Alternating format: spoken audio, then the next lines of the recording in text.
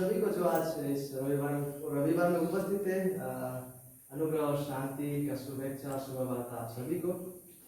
As my nephew introduced, I'm Pastor Prasanna Kumar from Andhra Pradesh. जैसे मेरे भांजा ने मुझे मेरा परिचय तो दिया, मैं पास्टर प्रसन्न हूँ आंध्र प्रदेश से। So I'm very happy to have a fellowship with you guys today. मैं बहुत ही आनंदित हूँ आप सभी के साथ आज सहभागिता में बने रहते हुए। Till now we were singing to God and worshiping. अभी तक हम लोग प्रभु को स्तुति और प्रशंसा गीत गा रहे थे। Right now we were praying also. अभी हम लोग हाल ही में तत्कालीन प्रार्थना भी कर रहे थे। This all things is we speak to God. ये सारे बातें जो है उसमें हम परमेश्वर से बात कर रहे होते हैं। But now today that at a particular time we came today, this session is very important. और निर्दिष्ट इस समय में जहाँ हम आज अभी आप पहुँचे ये बहुत ही महत्वपूर्ण है। Because this is the time where God speaks to us. क्योंकि यह वो समय है जहाँ पे परमेश्वर हमसे बातें करते हैं।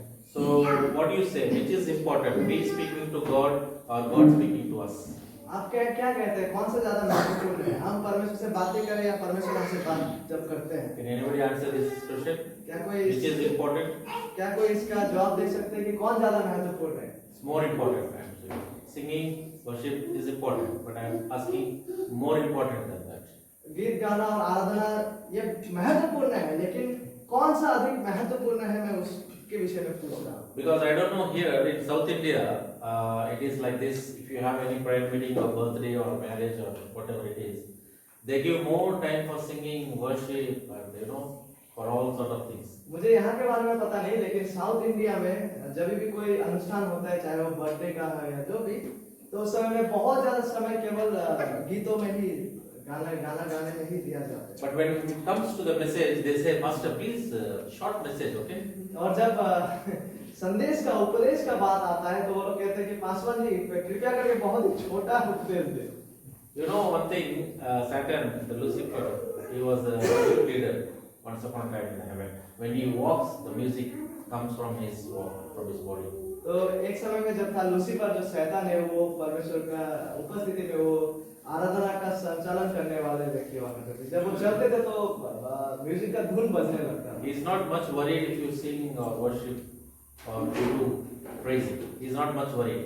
तो इसलिए वो उतना ज्यादा चिंतित नहीं है जब आप गीतों को गाते हैं या स्तुति प्रशंसा करते हैं। But when the word of God is taking place, then he is worried because he don't want to listen to you.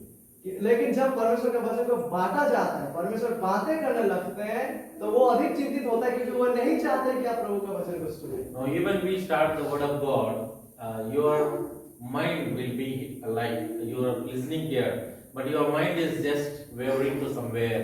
Now Satan works so that you should not hear the word of truth. Word of God. अभी भी क्या होता है कि परमेश्वर के वचन को जब बांटा जा रहा है, आप बैठे तो यहाँ पर है, लेकिन आपका मन कहीं और घूम रहा है, क्योंकि शैतान नहीं चाहता कि आप ध्यानपूर्वक प्रभु का वचन को सुने। Don't see my appearance or nasal appearance and our dress, our face, our hairstyle. You just see us and listen the word of God. आप केवल हमारा दृश्य को ना देखें, बालों को या क्या वस्त्र हम पहने, वरन आप उसे सुने जो प्रभु का वचन, जो उनके वचन की ओर से आ रहा है। Some people may think by seeing me, oh, this man looks like somebody my uncle or somebody my brother. Like that, your thoughts will be wavering. और ऐसा हो सकता है कि आप जब दृश्य को देख रहे होते हैं तो आप सोच सकते हैं, आप सोच में डूब जाते हैं कि वो तो मेरा कुछ रिश्तेदार के जैसा लगते होंगे शक्ल से। There was a pastor in South India.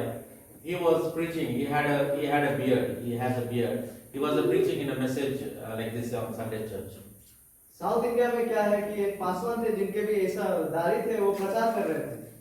When he was preaching, an old woman backside, she was just crying when he was listening to the message. और जब वो प्रचार कर रहे थे तो पीछे बैठे एक बुजुर्ग महिला रो रहे थे। He had a nice beard, long beard. उनका बहुत ही लंबा दाढ़ी थे। So this pastor was so excited and he was thinking, oh, this lady must have been very attracted to my message. So after the message, he ran to her and asked, what sister, you are crying and did you feel the message so good? And he was excited to get some good answer from her. तो ये प्रचारक उत्तेजित हो गया कि महिला पीछे रो रही है, तो वो जाके पूछते हैं कि क्या हुआ बुजुर्ग महिला से, कि क्या आप मेरा संदेश को सुनने के द्वारा आप रो रहे हैं? Then that woman said, Pastor, I had a goat 6 months ago. तो वो जो बुजुर्ग महिला है वो कह रही थी मेरा छगली था 6 महीना पहले। And the goat had same beard like you. वो तो छगली का भी वैसा ही दाढ़ी था जैसा आपका है। Whenever I was seeing you and your beard, I was thinking about my goat. और जब कभी मैं आपका दाढ़ी की ओर देख रहा था मुझे अपना छगली का याद आ रहा था। Just I told this story to get in attention to the word of God before I start. मैंने इस कहानी को इसलिए बोला ताकि आपका केंद्र को ध्यान को आकर्षित कर सके प्रभु के वचन की ओर, इससे पहले कि मैं वचनों में जाऊं। So don't concentrate on us, concentrate on the word of God. इसलिए हमारे दृश्य के ऊपर केंद्र को ना रखें वरन प्रभु के वचन की ओर। Let us look to the Lord in prayer. आइए हम प्रभु की ओर प्रार्थना करें। Most Heavenly Father, thank you, Lord, for giving this wonderful opportunity to have this wonderful fellowship of the word of God. As we, Lord, stand, you speak to us. You give the knowledge to understand thy word, and you, Lord, strengthen us by the word and give the spiritual food. I ask all things in Jesus' name, I pray. Amen. Let us open our Bibles to Romans chapter 4, verses from 1 to 5. आइए हम रोमी की पुस्तक 4 अध्याय पद 1 से लेकर 5 में आए। I like to ask any volunteer to read in Bengali or Hindi or English, please. Anyone to read loudly. यदि कोई जोर से इन पदों को रोमी 4 अध्याय 1 से लेकर 5 पदों को कोई भी अनुवाद में बांग्ला या हिंदी में या अंग्रेजी में पढ़ना चाहे कृपया करके पढ़ सकते हैं। Please read it loudly. 4:1. তবে কি বলিব মাংসের সম্বন্ধে আমাদের আদি পিতা যে অব্রাহাম তিনি কি প্রাপ্ত হইয়াছেন? কারণ অব্রাহাম যদি কার্য হেতু ধার্মিক গণিত হইয়া থাকেন তবে শ্লাঘার বিষয় তাহার কাছে আছে, কিন্তু ঈশ্বরের কাছে নাই। কেননা শাস্ত্রে কি বলে? অব্রাহাম ঈশ্বরে বিশ্বাস করে এবং তাহার পক্ষে ধার্মিকতা বলিয়া গণিত হইল। যে কার্য করে তাহার বেতন তো তাহার পক্ষে অনুগ্রহের বিষয় বলিয়া নয়, প্রাপ্য বলিয়া গণিত হয়। পাঠকটি কিন্তু যে ব্যক্তি কার্য করে না তাহারই উপরে বিশ্বাস করে যিনি ভক্তিহীনকে ধার্মিক বর্ণনা করেন তাহার বিশ্বাসেই ধার্মিকতা বলিয়া গণিত হয়। Thank you, sister, for reading this wonderful passage from Romans 4:1 to 5. धन्यवाद देते हैं बहन को इन पदों को पढ़ने के लिए रोमी 4 अध्याय 1 से लेकर 5 पद। Apostle Paul is demonstrating the verses regarding our father of faith, Abraham. प्रेरित पौलुस यहाँ पे हमारे विश्वास के पिता अब्राहम के विषय उनके विश्वास के बारे में बात कर रहे हैं। Abraham is a wonderful guy. I like him very much in the Bible. Abraham बहुत ही बेहतरीन व्यक्ति है बाइबल में से, ऐसा व्यक्ति जिनको मैं बहुत पसंद He is our father of faith. वे हमारे विश्वास के पिता हैं। So Paul says in 3rd verse, Abraham believed God and it was counted unto him for righteousness. रोमी 4 अध्याय 3 पद में लिखा है अब्राहम ईश्वरे বিশ্বাস করিলেন এবং তাহার পক্ষে ধার্মিকতা বলিয়া গণিত হইল। See, Abraham believed God. देखिए अब्राहम ने परमेश्वर पर विश्वास किया। You also believe God. आपने भी परमेश्वर पर विश्वास किया। We all believe God. हम सभी को परमेश्वर पर विश्वास करते हैं। But Abraham belief or faith is different from us today. लेकिन अब्राहम का जो विश्वास है वो हमारे विश्वास से भिन्न है। Because when God called Abraham from the Ur to come out to the promised land or the land he is going to give, क्योंकि परमेश्वर ने जब अब्राहम को ऊर नामक स्थान से प्रतिज्ञा किया गया देश की ओर उसे जब बुलाया। see, if I say to someone, you come to a particular place, you just come, will you just pack your luggage and just come off because I said? देखिए यदि मैं आपसे कहता हूँ कि कोई निर्दिष्ट स्थान में आप आइए, अपना सब लगेज वगैरह उठाइए और आइए, क्या आप ऐसे चले आएंगे जहाँ पे मैं चाहता हूँ कि आप आए? We will ask where to go, where I should go, which bus I should go or which train I should go. After going there, will I have a house? What is the facilities I have? These are the questions we will be asking. आप पूछेंगे कि कैसे मैं वहां तक पहुंचूं, कौन सा बस को लूं, कौन सा ट्रेन को लूं, और वहां जाने के बाद क्या मुझे कोई घर मिलने वाला है, कहां मैं रहूंगा, ये सारा सवाल आप पूछने लगेंगे। But some voice came to Abraham and said, just leave that place, you just come. He just packed the luggage with his wife and he walked up. He walked towards God's call. लेकिन परमेश्वर की ओर से जब बुलाहट Abraham के जीवन में आया, उन्होंने बगैर कोई बातें पूछते हुए वो अपनी स्त्री को लेकर वहां से परमेश्वर की प्रतिज्ञा की और राज्य की ओर चल पड़े। That is something called belief, something called faith. इसी को कहा जाता है विश्वास। See, Abraham had faith in God, just he believed. देखिए, अब्राहम ने परमेश्वर पर विश्वास किया, That is counted for righteousness. उसी को उसके लिए धार्मिकता गिना गया। The very important episode of Abraham's life, I want to just focus a few things in Genesis chapter 22. Abraham के जीवन का बहुत ही महत्वपूर्ण क्षण को मैं आप सबों के साथ देखना चाहूंगा। उत्पत्ति के 22वें अध्याय में जिसे हम पाते हैं। Just open your Bibles to Genesis 22 and keep ready. When I say particular verses, you can read out. आप प्रस्तुत रहिए उत्पत्ति आदि पुस्तक 22 अध्याय में आते हुए, और जिन पदों को वहां से जब उल्लेख किया जाएगा ताकि आप तुरंत उन पदों को पाएं। Abraham was called as father of our faith. Abraham को हमारे विश्वास का पिता बुलाया जाता है। So when he followed God, when he followed the call of God, he was not having a child. और जब उन्होंने परमेश्वर का बुलाहट को सुनते हुए उस ओर गए तो उनके पास कोई संतान नहीं था। He was not even having the age to produce son or daughter of his age. और उनके पास उनका उम्र भी बीत गया था कि कोई संतान को प्रसव But कर God सके। said, I will give a son to you. लेकिन परमेश्वर ने प्रतिज्ञा किया कि मैं तुम्हें एक पुत्र दूंगा। He believed in God. लेकिन अब्राहम ने क्या किया? तब उन्होंने परमेश्वर पर He may विश्वास be किया। physically not fit for that, शायद शारीरिक रूप से अब्राहम इस कार्य के लिए योग्य नहीं थे, but he believed in God. लेकिन उन्होंने परमेश्वर पर विश्वास किया। But after in the age of 100 years, as you all know, he got a child named Isaac. जैसे आप सबों को पता होगा, 100 साल की उम्र में उसे जाकर एक पुत्र मिला जिसका नाम था आइसक। So now you see, we are going to focus on 22nd chapter. After God gave son Isaac, now the same God is asking an offering of the same child to him. और अभी आदि पुस्तक उत्पत्ति 22 पर हम दिया देखने जा रहे हैं कि परमेश्वर ने जब पुत्र को दिया, इसहाक को दिया अब्राहम को, लेकिन अभी इस अध्याय में परमेश्वर उस पुत्र को वापस मांग रहे हैं अब्राहम से। Following God without asking the destination, that was his faith. परमेश्वर बगैर गंतव्य के बारे में पूछते हुए परमेश्वर की बुलाहट के पीछे चलना, ये उसके प्रति एक विश्वास था। Even he was not physically fit, he believed that he will get a child. He got a child. वो शारीरिक रूप से योग्य ना होने पर भी उन्होंने परमेश्वर की बातों पर भरोसा किया कि उसका एक संतान होगा, पुत्र होगा, और उनका पुत्र उनको मिला। Now something more than that. Now God is asking the same child who has given for so long years is asking for a sacrifice. और अभी इससे भी अधिक परमेश्वर ने जिस पुत्र को दिया, उस पुत्र को परमेश्वर उपहार के रूप में वापस मांग रहे हैं अब्राहम से। But what Abraham did, लेकिन अब्राहम ने क्या किया? what you will do in the same place if you have asked your child to sacrifice, to kill your son or daughter. यदि आप अब्राहम के जगह में होते, जहाँ पे आपका पुत्र, आपका संतान का उपहार देने के लिए आपको मांग किया जाता, तो आप क्या करते? You will say, by God, enough, whatever I believed is enough, I am packing off. आप क्या कहते हैं? परमेश्वर ठीक है, बाय बाय, मैं बस अपने रास्ते में लौट चलूंगा। So many years I believed you, enough. 25 years I worked. My faith is completed, I'll go.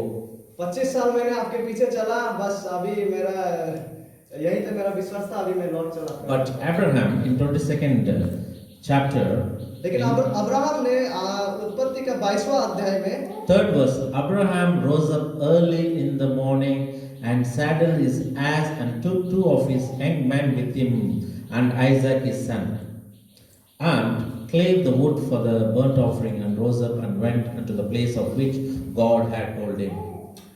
आदि पुस्तक 22 अध्याय 3 पद আপনারা ধ্যান দিয়ে লেখা আছে, পরে অব্রাহাম প্রত্যুষে উঠিয়া গর্ধব সাজাইয়া 2 জন দাস ও আপন পুত্র ইসাহাককে সঙ্গে লইলেন, হোমের নিমিত্তে কাষ্ঠ কাটিলেন, আর উঠিয়া ঈশ্বরের নির্দিষ্ট স্থানের দিকে গমন করিলেন। When the word of God writes something particular, few things, we need to go inside it and just meditate why the Holy Spirit has written these verses. जब परमेश्वर का वचन कुछ निर्दिष्ट बातों को लिखते हैं तो लिखा होता है परमेश्वर का वचन में, तो हमें उन बातों की ओर अधिक मनन करना चाहिए कि क्यों पवित्र आत्मा ने इन बातों को रखे हैं। Abraham rose early in the morning, and Bible it is clearly said he did not say anything to his wife. He did not say any bye to his wife. Just he rose and he went off. Bible हमसे कहता है कि Abraham बहुत भोर को वो उठे। वहां पे यह नहीं लिखा है कि उसने अपने बीवी से क्या कहा, बीवी से उन्होंने कुछ नहीं कहा। Because if we or me or you in that same place, what you have done? Oh, she is my wife. I should tell. You would have taken a chance. I will tell to my wife. What wife will do? She will grab the son and put him in a house, in a room and lock and tell you go, you and your God, tata. यदि हम होते तो क्या करते, हम अपने पत्नी को बताते और पत्नी क्या करता, बच्चे को लेके रूम में बंद कर देता और हमसे कहता कि ठीक है आप और अपने परमेश्वर अपने राह में चले। Because women are in weak in love, they love and they don't give more importance to after they begotten the children, husband more love to children. क्योंकि पत्नी अधिकतर बच्चों से प्रेम करते हैं, विशेष करके जब वो उनको बच्चे प्राप्त होते हैं वो बहुत ज्यादा बच्चों से प्रेम करते हैं। That is an opportunity Abraham got. Abraham would have said to God, God, I just inform my wife what is wrong. I am ready to sacrifice, but my wife is not willing. What to do? He would have just escaped the situation. Abraham अगर चाहता तो वो कहता कि प्रभु मैं अपने पत्नी से बात कर लूं, मैं तो चाहता हूँ बलिदान देने के लिए, लेकिन मेरा पत्नी नहीं चाहते तो क्या करे। There is a safe play. तो अब्राहम अगर चाहता तो ऐसा एक वो खेल खेल सकता था।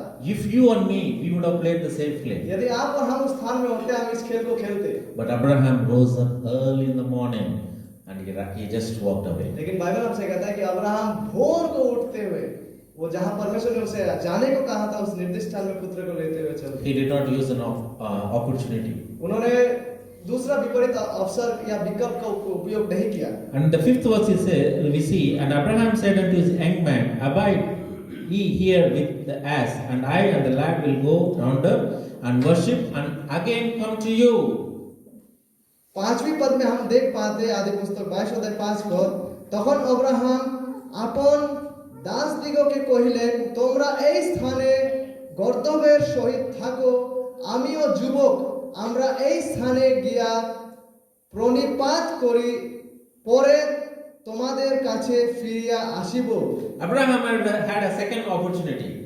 He would have said to two servants, hey Baba, I am taking my child for sacrifice. Just wait, I'll go and sacrifice. I'll kill my son and come. What the two young men would have done, what the two servants would have done, they would have grabbed the child, run away. Abraham के पास दूसरा अवसर था।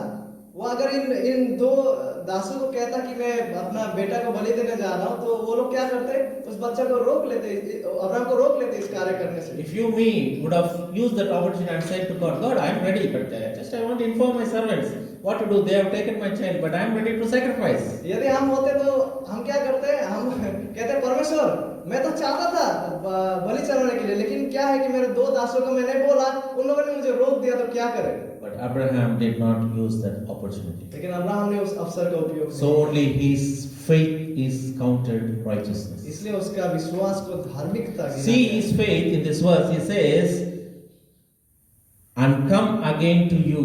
I and the lad will come again to you. He is going to sacrifice the child, but how can he say he will come again with the child when he is going to kill the son?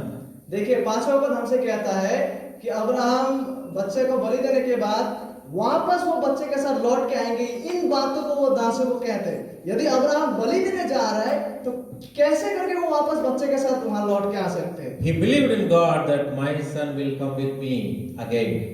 क्योंकि उन्होंने परमेश्वर को विश्वास किया कि वो उनका पुत्र उनके साथ वापस लौट के आएंगे। That is the faith what Abraham had. यह है वो विश्वास है जो अब्राहम के पास था। Then the third opportunity what Abraham had is in the 7th verse. सातवीं पद में हम तीसरी उस अवसर को देख पाते जो अब्राहम के पास था। And Isaac spake unto Abraham his father and said, my father. And he said, here I am son. And he said, behold the fire and the wood, but where is the lamb for a burnt offering? আর ইসহাক আপন পিতা অব্রাহামকে কহিলেন, হে আমার পিতা। তিনি কহিলেন, হে বৎস, দেখো এই আমি। তখন তিনি কহিলেন, এই দেখুন অগ্নি ও কাষ্ঠ, কিন্তু হোমের নিমিত্তে বলির নিমিত্তে মেষ শাবক কোথায়? This is the third opportunity Abraham got. ये तीसरा वो अवसर है जो अब्राहम को मिला था। Now the same son is asking, where is the sacrifice? वो उन्हीं का पुत्र उनसे पूछ रहा है कि बोली जो देवा होवे वो बलि जिनको देंगे वो कहाँ है। For example, Nigel is my son. For example, if I say, my son, you are the sacrifice, I am going to kill you. What the son will do? He will run. उदाहरण के तौर पर मानिए वो Abraham है, मैं उनका पुत्र। अगर अब्राहम अपने पुत्र से ये कहता कि तुम ही वो बलि हो जिनको बलि हम देने जा रहे, तो पुत्र क्या करता, भाग जाता वहां से। And Abraham would have said, God, I need to tell the guy because my child, I am going to sacrifice him. At least it is a courtesy to inform him that I am going to kill. So I said he ran away, but I am willing to give sacrifice, but my son ran away. What I should do? ऐसा अवसर पर Abraham क्या कहता, देखिए परमेश्वर, कम से कम उनको बताना तो चाहिए था कि उन्हीं का बलि होने वाला है, और उनको बताने पर अगर वो भाग गया तो इसमें मैं क्या कर सकता हूँ, मैं तो चाह ही रहा था कि उनका बलि दूं। That is the play we would have done in our lives. यदि हम वहां होते तो इस तरह का खेल हम वहां But खेलते। Abraham did not use his 3 opportunities. He said in the 8th verse, my son, God will provide himself a lamb. Abraham ने उस अवसर का उपयोग नहीं किया, वरन 8वीं पद में वो कहता है, अब्राहम को इलेन वत्सो यानी कि ईसाक को बोल रहा है, ईश्वर अपनी होमेर जोनो में शाबक जोगाइबेन। You know in that chapter what happened? God is going to stop the killing and he is going to provide the lamb. Before that thing happened, Abraham said, God will provide the lamb. देखिए इस अध्याय में हम क्या देख पाते हैं, बाद में जाकर परमेश्वर मेमना का वहां पे मेमना को लाते हैं बलि के लिए, लेकिन उससे पहले ही अब्राहम कह देते हैं कि परमेश्वर उस मेमना को, वो मेमना का प्रावधान को लाएंगे। Even God asked his son for the sacrifice. He still believes his son will not be sacrificed. And he is going to sacrifice the lamb. यद्यपि परमेश्वर ने अब्राहम से उनके पुत्र का बलि के लिए मांग किया, लेकिन अब्राहम को पता था कि परमेश्वर जो है वो उनके पुत्र को नहीं वरन एक मेमना का प्रावधान को देंगे। That is called Abraham's belief or faith is counted as righteousness. इसी को कहा जाता है कि अब्राहम का विश्वास को धार्मिकता गिना गया। So today, my dear friends, to my dear brothers and sisters, I want to emphasize same verse. Please open back to Romans 4, 5th verse. But to him that worketh not, but believeth on him that justifies ungodly, his faith is counted for righteousness. इसलिए मेरे प्रिय भाइयों और बहनों, मैं इन्हीं बातों पर केंद्र देना चाहता हूँ आज। इसलिए हम लौट के आते हैं रोमी 4 अध्याय के 5 पद पर, जहाँ पे लिखा हुआ है, किंतु जे व्यक्ति कार्य करे ना ताहारे ऊपरे विश्वास करे, जिनी भक्तिहीन के धार्मिक गणना करें, ताहार विश्वासी धार्मिकता बोलिया गणित है। In the Bible, it is very clearly said what is counted for righteousness, faith is counted for righteousness. Bible इस बात में बहुत स्पष्ट है कि कौन सा वास्तविकता, कौन सा विषय को धार्मिकता के लिए गिना जाता है, और वो है विश्वास, Not works. कार्य नहीं। How you are justified? किस तरह से आप परमेश्वर की दृष्टि में ग्रहण योग्य ठहरते हैं। Many believers have doubts, regarding Romans 4:5 and James chapter 2. बहुत सारे लोगों का कुछ संदेह है रोमियो 4 अध्याय और 5 अध्याय को लेकर, और याकूब में जो बातें लिखा है अध्याय 2 में। In James it is said, faith without works is dead. याकूब में लिखा है कि बगैर कार्य के विश्वास जो है वो मृत है। In Romans 4:5 it says, without works only faith is counted. और रोमी में लिखा है कि केवल विश्वास के द्वारा ही धार्मिकता। When I was reading Martin Luther's history, it seems when he was reading this particular book, Romans and James, he was very angry and he tore the book of James. और मैं मार्टिन लूथर के बारे में पढ़ रहा था, और Martin Luther ने जब रोमी 4 अध्याय को पढ़े और याकूब को वो जब पढ़ रहे थे, तो वो इतना क्रोधित हुआ कि उन्होंने याकूब का पत्रिका पन्ना को फाड़ दिया। See, Paul's demonstration of this verse is different. What James is demonstrating is different. पौलुस जिन रोमी 4 में जिस तरह से जिस विश्वास का व्याख्या को दे रहे हैं और जिस तरह से व्याख्या को याकूब दे रहे हैं उनके पत्री में, वो दोनों एक समान बातें नहीं लेकिन भिन्न है। If you today make Paul to stand here and James to stand here, they both will agree to what they have given the verse. यदि आज हमारे बीच में पौलुस और याकूब दोनों ही उपस्थित होते, दोनों ही एक दूसरे के बातों के साथ सहमत होते। The problem is with us. We are not understanding the word of God. समस्या उनके साथ है, समस्या हमारे साथ है कि हम परमेश्वर के वचन को Whenever you read the verses in the Bible from Genesis to Revelation, any verse, you need to put three questions in your life. Who is speaking, to whom it is spoken, and what is the circumstance of that verse? इसलिए जब हम उत्पत्ति से लेकर प्रकाशित वाक्य में अध्ययन करते हैं, हमें इन तीन बातों का ध्यान में रखना है। सबसे पहले कौन बातों को कर रहा है, किसको वो बातें किया जा रहा है, और कौन से संदर्भ में उन बातों को किया जा रहा है। Paul is speaking a man justification before God. पौलुस मनुष्य का परमेश्वर के दृष्टि में धार्मिक ठहरने के विषय में, ग्रहण योग्य ठहरने के विषय में बात कर रहे हैं। James is speaking justification before men. और याकूब जिन बातों का, जिन विश्वास का बात कर रहा है, वो मनुष्य के बीच में धार्मिक ठहराए जाने के। If you want to be justified before God, if God wants to justify you, you should not have faith in work. You should have faith in God. You need to faith the Lord Jesus Christ. यदि आप परमेश्वर का दृष्टि में ग्रहण योग्य या धार्मिक ठहरना चाहते हैं, तो आपका विश्वास प्रभु यीशु मसीह पर होना है। If James is telling, it is the faith you have. After that, you should have good works. That is between a believer to believer, brother to brother. If you have faith and don't help each other, then your faith is dead. और याकूब जिस धार्मिक ठहरने का बात को कर रहा है, वो है यीशु मसीह में विश्वास करने का बात। यदि वो विश्वास सच्चा है, तो वो विश्वासियों का जीवन में, आपसी जीवन में अच्छा फल, भला कार्य को उत्पन्न करेगा। James is not speaking justification before God. He is speaking justification before men. याकूब परमेश्वर के दृष्टि में ग्रहण होने का बात को नहीं कर रहा है, वरन मनुष्य के आपसी संबंध का बात को कर रहा है। Paul speaks justification before God. और पौलुस जिस धार्मिक ठहरने का बात को कर रहा है, वो परमेश्वर के दृष्टि में धार्मिक ठहरने का बात को कर रहा है। So today I am going to finish with few minutes. How do you justify? How God justifies you without works, only by faith? तो आज जिस विषय को मैं कहना चाहता हूँ, वो यह है कि किस तरह से परमेश्वर किसी व्यक्ति को उनके दृष्टि में बगैर कार्य के केवल विश्वास के बुनियाद पर धार्मिक Romans, ठहराते हैं। the book of Romans, chapter 3, verse 23 says, "For all have sinned and come short of the glory of God." रोमी 3:23 पद हमसे कहता है, क्योंकि सभी ने पाप किया और परमेश्वर का महिमा से Who रहित are हैं। this all? ये सभी कौन है? In the Bible, there are two dispensations or two differences in the Bible. One is Gentile, one is Israel. Bible में दो भिन्नताओं को हम पाते हैं। एक है जहाँ पे यहूदियों का बात को किया जा रहा है, और दूसरी जगह में जहाँ पे गैर यहूदी, जो यहूदी नहीं है। Gentiles rejected God in Genesis chapter 11 by worshipping the creation. They rejected the Creator. और जो यहूदी नहीं है, उन्होंने परमेश्वर को त्यागा, क्योंकि उन्होंने सृष्टि को आराधना किया, सृष्टिकर्ता को नहीं। God selected through Abraham, Israel. Even Israel killed many prophets, killed his own son, the Lord Jesus Christ, the Father's Son, and killed Stephen by stoning, and they rejected the Holy Spirit. So Israel has done a great sin of rejecting the Father, Son, and Holy Spirit. और जबकि परमेश्वर ने Abraham के द्वारा Israel को चुना, उसके बावजूद इजराइल ने परमेश्वर के खिलाफ पाप किया। उन्होंने परमेश्वर के लोगों को, नबियों का हत्या किया, परमेश्वर के पुत्र का हत्या किया, और स्टीफन का हत्या किया, और परमेश्वर पवित्र आत्मा एवं प्रभु यीशु मसीह को उन लोगों ने तिरस्कार किया। So all have sinned. Gentiles, Israel, everybody have sinned. तो इसलिए सभी, यानी कि चाहे वो यहूदी हो या गैर यहूदी, जो यहूदी नहीं, सभी ने पाप किया है And come short of the glory of God. और हम परमेश्वर के महिमा से वंचित या रहित हुए हैं। To make you understand this, I need a small demonstration to make you understand this. इसको समझाने के लिए मैं एक छोटा सा उदाहरण का उपयोग करना चाहता हूँ। I request three brothers to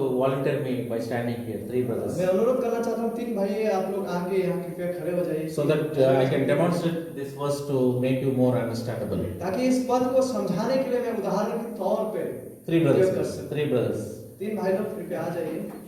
For example, let us imagine these three brothers are traveling in a boat on the sea. हम कल्पना करेंगे कि ये तीन भाई जो है वो नाव में सफर कर रहा है किसी समुद्र में। So the first the boat has broken.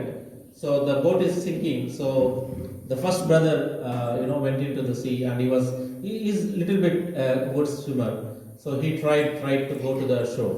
तो क्या होता है, नाव टूट जाता है और डूबने लगता है, और पहला भाई जो है उनको तैरना आता है, तो वो तैरते हुए किनारे पर पहुंचने का प्रयास But करता है। because it was very far away the shore, so he could not reach, so he sank into the sea. क्योंकि किनारा, तट बहुत दूरी पर था, वो वहां तक पहुंच नहीं सका, इसलिए वो डूबने लगा। And this brother was better than him, and he has more ability to swim, and he swim for maybe more than him. Like he swim for 5 hours, maybe he swim for 10 hours.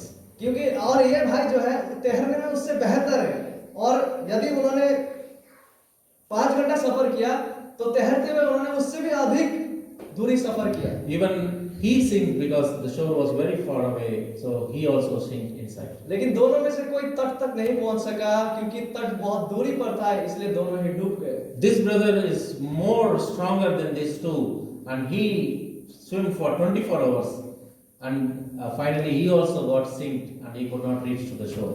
और ये भाई जो है इन दोनों से भी बेहतर तैरने वाले व्यक्ति है, लेकिन 24 घंटा तैरने के बावजूद वो भी तट तक नहीं पहुंच सका, वो भी बीच रास्ते में डूब गया। Now I ask you a question. Now who is the better one in these three? इन तीनों में से कौन बेहतर है? Nobody, because everybody is sinked. कोई भी नहीं, क्योंकि तीनों डूब गए। He thought 5 hours he tried, but he could not reach. He went for 10 hours, he could not reach.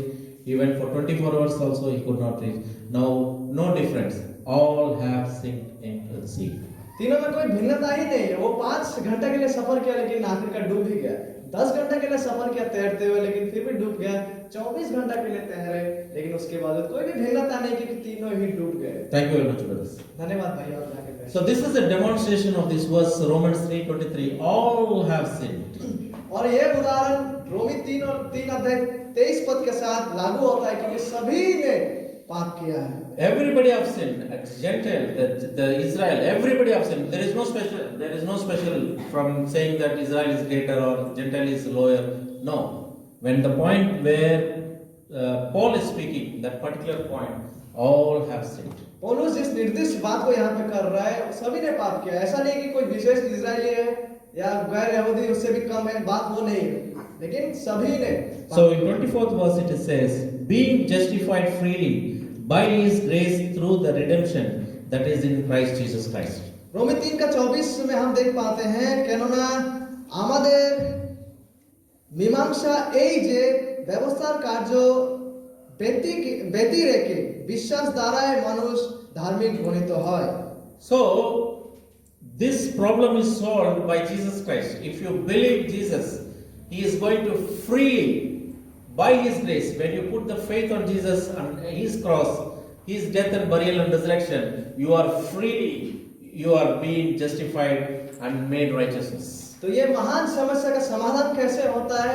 जब आप प्रभु यीशु मसीह उनके किए गए समाप्त कार्य, उनके जीवन, उनके मृत्यु और उनके पुनरुत्थान पर उद्धार के लिए विश्वास करते हैं, तो परमेश्वर की ओर से, प्रभु यीशु मसीह की ओर से मुफ्त में आपको जो है परमेश्वर का दृष्टि में ग्रहण किए जाते हैं और धार्मिक ठहराया जाता है। So in 28th verse it says, therefore we conclude. See, I don't know what is in Bengali. Conclude means no more discussion. We conclude. What is in Bengali? 28th verse. Yeah. Therefore we conclude. কেননা আমাদের মীমাংসা मतलब conclusion, निष्कर्ष यह है। So the topic is finished. It's concluded. Now Paul is concluding with the word of God. He says, man is justified by faith without the deeds of the law. निष्कर्ष ये है, मतलब आखिर का जो मुख्य बिंदु जहां पे वो हमें ले जाना चाहता है परमेश्वर का वचन के आधार पर, वो निष्कर्ष, ठीक है, मीमांसा ए निष्कर्ष ए যে ব্যবস্থার কার্য ব্যতি রেখে, ব্যবস্থার কার্য নয় কিন্তু বিশ্বাস দ্বারাই মানুষ ধার্মিক গণিত হয়। Abraham's faith is not counted on the work, or Abraham is sacrificing his own child, no? That is the greatest work. So he is not counted in that way. He is counted on faith that even I sacrifice my son, God will give him back. Or he had the faith, but he did not demonstrate that work is not being demonstrated before God. Abraham जब धार्मिक गिना गया, वो इसलिए नहीं गिना गया क्योंकि उन्होंने अपना पुत्र को लेकर बलि देने गया विश्वास के कार्य के द्वारा, वरन क्योंकि उन्होंने परमेश्वर पर विश्वास किया, परमेश्वर के प्रतिज्ञा और वचनों पर विश्वास किया। So only his faith is counted for the righteousness. इसलिए उसका विश्वास को धार्मिक गिना गया। Today man is justified. Today you and me justified by faith alone, not by the works of law. इसलिए आज आप और हम परमेश्वर के दृष्टि में धार्मिक केवल और केवल विश्वास के द्वारा ही ठहराए जाते हैं, कार्य के द्वारा नहीं। Because you put your faith on Jesus Christ and his death, burial and resurrection, you are saved by faith. क्योंकि आप प्रभु यीशु मसीह का समापन कार्य, उसका जीवन मृत्यु पुनरुत्थान में आप विश्वास करते हैं उद्धार के लिए, इसी बुनियाद पर आपको धार्मिक ठहराया जाता है, बचाया जाता है। You are not saved by your works. आपके कार्य के बुनियाद पर उद्धार नहीं पाते। Because in Ephesians chapter 2, 8, 9, what the Bible says? क्योंकि परमेश्वर का वचन बाइबल इफिसी 2 अध्याय 8 और 9 पद में ऐसा कहते हैं। Please let us read that. Romans 2, 8 and 9. Ephesians 2. Sorry, Ephesians 2, 9. Ephesians 2, 8 and 9. Yeah, 8 and 9. Thank you. Yeah. For the grace are ye saved through faith, and not of yourself, it is the gift of God, not of works, lest any man should boast. কেননা অনুগ্রহ হেই বিশ্বাস দ্বারা তোমরা পরিত্রাণ পাইয়াছো, এবং ইহা তোমাদের হইতে হয় নাই, ঈশ্বরেরই দান, তাহা কর্মের ফল নয়, যেন কেউ শ্লাঘা না করে। My dear brothers and sisters, ye are saved through faith by His grace. मेरे प्रिय भाइयों और बहनों, आप विश्वास ही से उनके अनुग्रह में, It is the gift of God. ये परमेश्वर का दान है। Many people say a testimony, I got saved because of my mother, father prayed for me, my pastor prayed for me. No, it is a gift of God. बहुत सारे लोग ऐसा कहते हैं कि हम उद्धार इसलिए पाए क्योंकि मेरा मम्मी पापा ने मेरे लिए प्रार्थना किया, मैंने प्रार्थना किया, मेरे पासवान ने प्रार्थना किया। बात वो नहीं, बात ये है कि आप विश्वास के द्वारा ही। Faith only is counted for righteousness, not the works. केवल विश्वास ही को धार्मिकता गिना जाता है। Because Bible says, lest any man should boast not of works. क्योंकि बाइबल कहता है ताकि कोई आदमी घमंड ना करे अपने कार्य के बुनियाद पर। Because I take baptism, I'll go to heaven, people think. बहुत सारे लोग सोचते हैं क्योंकि मैं बपतिस्मा लिया हूँ उसी के बुनियाद पर मैं स्वर्ग जाऊंगा। Because I give offering to church, I go to heaven. क्योंकि मैं कलीसिया में दान देता हूँ इसलिए मैं स्वर्ग जाऊंगा। I do good works, so because I go to heaven. मैं भला कार्य करता हूँ इसी के बुनियाद पर मैं स्वर्ग जाऊंगा। My dear brothers and sisters, those are the good works. It is not before God. Before God, you are counted only, your faith is counted. वो भला कार्य परमेश्वर का दृष्टि में उनके दृष्टि में धार्मिक ठहराने के लिए गिना नहीं जाएगा, केवल आपके विश्वास के द्वारा ही। Many times I give baptism, water baptism. Even I given to Nigel and Nancy and all when I came in 2009. In South India, when I give baptism, I ask, do you believe in Jesus Christ? Why you are taking baptism? They say, my father told, my mother told, my auntie said. बहुत बार जब मैं south India में बपतिस्मा किसी को देता हूँ, और यहाँ पर हमारे कलीसिया में भी मुझे और मेरे बहन जैसे कई लोगों को बपतिस्मा दिए, जब पूछा जाता है कि आप बपतिस्मा लेना क्यों चाहते हो, वो लोग कहते हैं क्योंकि मेरा मम्मी ने कहा, मेरे पापा ने कहा लेने के लिए। Baptism is a good work. After you are saved, you do that. That is not counted for your righteousness. बपतिस्मा जो है वो आप उद्धार पाने के बाद एक भला कार्य करते हैं, लेकिन उसके बुनियाद पर उद्धार पाने के लिए नहीं। Today you may be thinking, because of my works, I have been righteous man. शायद आज आप ये सोच सकते हैं और सोच रहे होंगे कि आपके कार्य के बुनियाद पर आप धार्मिक ठहरे जाएंगे। Now I ask a question: how many are going to heaven? Please raise your hands. यदि अभी आपसे सवाल पूछा जाए कि कितने लोग स्वर्ग जा रहे हैं, कृपया हाथ उठाएं। You don't go to heaven? Oh, I'm surprised. See, this is the problem with the Indian Christianity. भारतीय ईसाईयत से यही समस्या है। You know, when this question is asked, any church in India, you will not see a hand raised very fast. क्योंकि भारत में यदि कोई भी कलीसिया में इस सवाल को पूछा जाए तो तुरंत हाथ उठते हुए आप नहीं देख पाएंगे। Because they rely on works, not on faith. क्योंकि वे जो है वो अपने कार्य पर केंद्र रखते हैं, विश्वास पर नहीं। One sister will be saying, let us see that woman will raise her hand or not. Then only I will raise. एक बहन ऐसा सोचेंगे कि पहले दूसरा बहन को हाथ उठाने दीजिए, वो उठाएंगे उसके बाद ही मैं हाथ उठाऊंगा। You know why she speaks lot of bad words in the house to her husband? क्योंकि वो बहन जो है वो अपने पति से बहुत ही खराब बातें, शब्दों का उपयोग करते हैं अपने घर में। She is not good lady. वो अच्छा महिला नहीं है। If she raise the hand, अगर वो हाथ उठा देते स्वर्ग के लिए, she only going to heaven, then why I will not go? Then they will raise the hand. अगर वो स्वर्ग जा सकते हैं तो मैं क्यों नहीं? वो हाथ उठाएंगे तो मैं भी उठा लूंगा। But your faith is counted, not your work. लेकिन आपका विश्वास को गिना जाता है, धार्मिकता आपके कार्य को नहीं। So my dear brothers and sisters, इसलिए मेरे प्यारे भाइयों और बहनों, today your faith is counted for the righteousness. आज आपका विश्वास को धार्मिकता गिना जाता है। Till today you have relied on all the works of man-made doctrines or man-made teachings, believing that you are justified by your works. शायद आज तक में आप यही विश्वास करते आए हैं कि इंसान द्वारा बनाया गया शिक्षा या इंसानी कार्य के द्वारा आप धार्मिक ठहरते हैं। Today, the Bible verse says, "You are being concluded that man is justified by faith alone, not the deeds of the law." लेकिन परमेश्वर के वचन के आधार पर निष्कर्ष कंक्लूजन जो है वो ये है कि आप अपने कार्यों के बुनियाद पर नहीं लेकिन विश्वास के द्वारा ही। You may be a born Christian in your family. हो सकता है कि आप जन्म से ही आप ईसाई परिवार में जन्मे हैं। Maybe you are baptized and it is already 10 to 15 years. शायद आप बपतिस्मा ले चुके हैं, 10-15 साल बीत गए हैं। You are doing ministry. आप सेवाकाई भी कर रहे हैं। You may be evangelist. शायद आप सुसमाचार प्रचारक होंगे। Even maybe you are pastor. शायद आप पासवान भी होंगे। If you don't believe that you are justified by faith, then you are not justified by faith, but the works, because Bible says there is no one righteousness. यदि आप ऐसा सोचते हैं कि आप कार्य के द्वारा कार्य के बुनियाद पर धार्मिक ठहरेंगे, लेकिन बाइबल के अनुसार बाइबल कहते हैं कि बगैर विश्वास के व्यवस्था के कार्य के द्वारा कोई भी प्राणी धार्मिक नहीं ठहरते। I don't recommend you saying that what I will preach is truth. I only preach the word of God. I don't recommend my own thoughts. I just spoke about the word of God. आज मैं अपना विचारधाराओं को आपके सामने नहीं वरन परमेश्वर का वचन को जैसे वो है वैसे आपके सामने लाया। You decide whether you want to put faith in Jesus, His death and burial, resurrection, or you want to put faith in your works. और आज आप तय करें, निर्णय आप ले कि क्या आप अपने ही कार्य के ऊपर विश्वास करना चाहते हैं या प्रभु यीशु मसीह के जीवन, उसके मृत्यु और उसके पुनरुत्थान में उद्धार के लिए आप भरोसा करना चाहते हैं। Today, if anyone have not put their faith in the death, burial, resurrection, without the verse, today is the time for you to believe and put the faith in the deed of the Christ on the cross.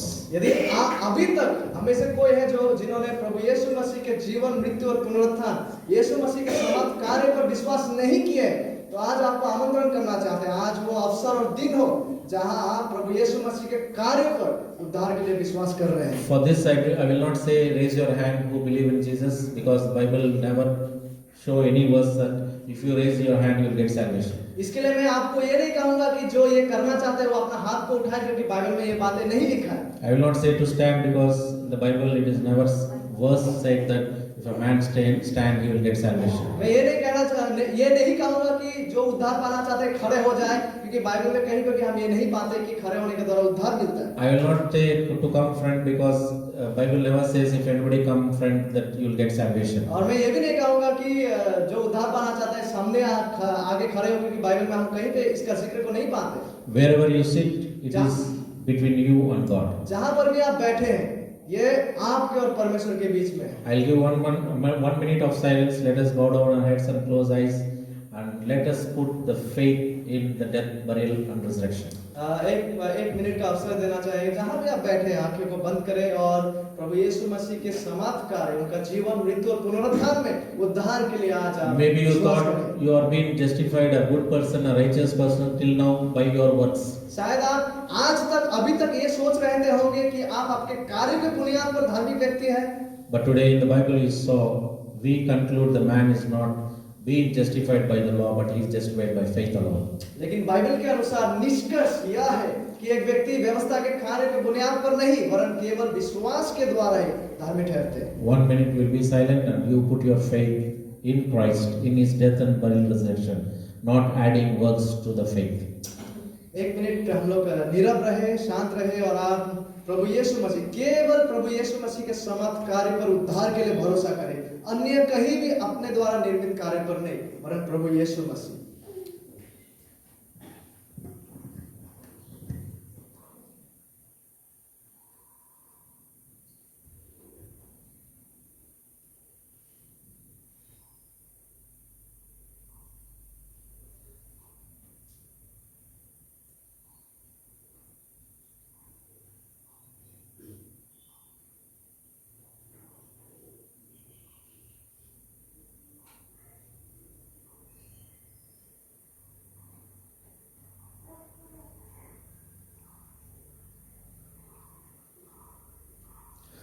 Thank you very much for putting your faith in death, burial, resurrection, and you are justified today by your faith.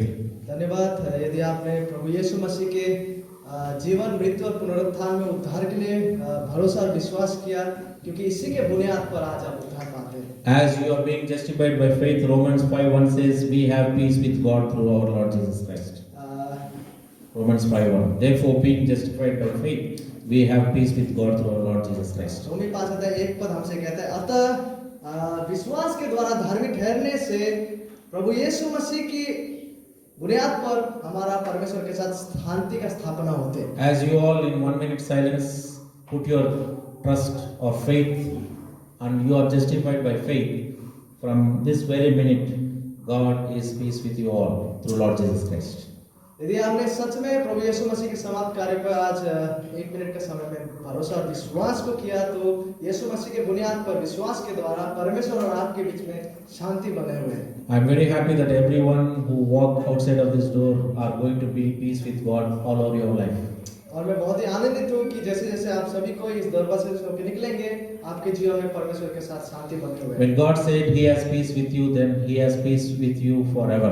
जब परमेश्वर कहता है कि उनका शांति आपके साथ बने हुए हैं, तो ये अनंत काल के लिए आपके जीवन में It is not like India, Pakistan shaking hands from the pocket guns will be showing. No, ऐसा it's not like that. ऐसा ये नहीं है कि इंडिया पाकिस्तान एक हाथ से हाथ मिला रहा है, दूसरा हाथ जेब में घुसा के बंदूक निकल के। God says peace with you and He love you and is not going to bring tsunami. जब परमेश्वर आपसे कहता है कि उनका शांति आपके साथ बने हुए हैं, वो तो बने हुए हैं। ऐसा नहीं कि वो ये बातों को करते हुए कहीं और से सुनामी आपके ऊपर He is not going to bring corona. ऐसा नहीं कि आप वो आपके जीवन में This all happens because of earth curse. ये इसलिए होता है क्योंकि पृथ्वी जो है वो दूषित स्थिति में है। Because Bible says through the love of God, no one can depart the love between you and God. क्योंकि बाइबल हमसे कहता है कि कोई भी वस्तु विषय जो है परमेश्वर का प्रेम जो मसीह में आपके लिए है, उससे आप अलग नहीं कर सकते। Even death यहाँ तक कि मृत्यु, and angels, यहाँ तक कि स्वर्गदूत, poverty, दारिद्रता, disease, रोग वेदी, whatever circumstance you are living today, जो भी परिस्थिति आपके जीवन में आए क्यों ना, the peace of God is going to be with you always. परमेश्वर का शांति जो है वो आपके जीवन में सर्वदा बने रहने वाला है। Thank you for giving me this opportunity to share the word of truth. धन्यवाद देना चाहते हैं मुझे इस अवसर को देने के लिए कि मैं परमेश्वर का वचन का सत्य को बांटूं। I thank Pastor Prabir and my nephew Nigel for giving me this